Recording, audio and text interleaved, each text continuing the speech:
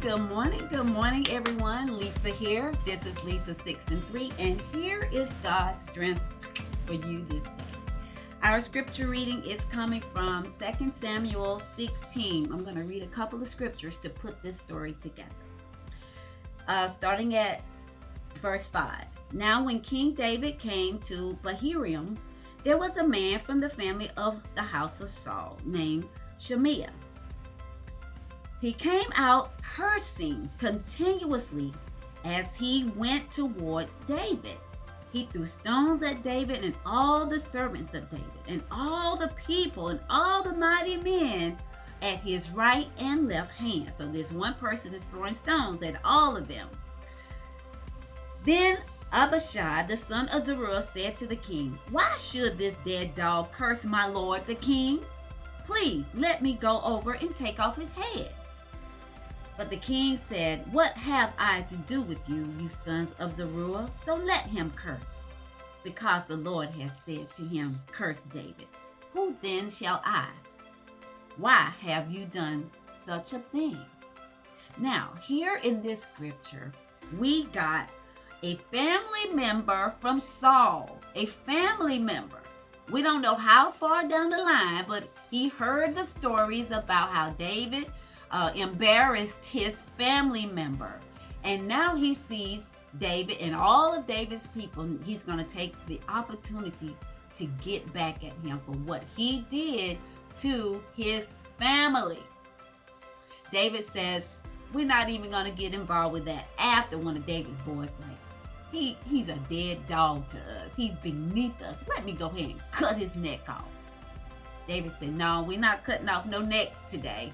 We're going to let that be, because if God really told him to do that, we might just get a blessing out of this." This reminds me of a time when I was a teenager and I had a crush on this guy. And his mama had some bad history with my grandma. And my grandma told me I couldn't be liking him because of their history together. And I was like, well, that makes no sense to me. And that's what was happening here because of David's history with Saul. Saul's family member is now going to fight him. He wasn't even born during that time. That's the story here today. This is the lesson. This is the thought. Don't be getting involved in stuff that you don't have anything to do with. Yeah, it may have been a family member, but you weren't born during the time.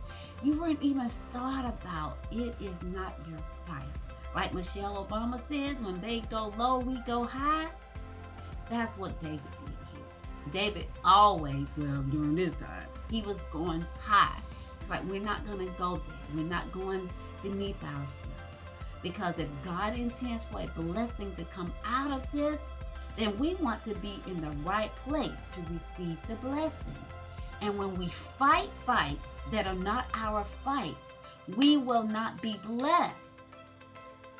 Don't go chasing lies. The truth will always prevail.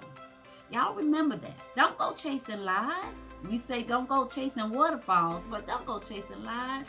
And don't get involved with fights that you have nothing to do with. If it's between your grandma and his or her people, y'all, let it go. Don't lose your blessing because you got involved with a fight that was not your fight. That's good stuff, y'all. This has been Lisa with Lisa 6 and 3. Share the word with someone you feel might be fighting a fight that's not their fight. Go make it a wonderful day, and I will see you in the morning. Be blessed.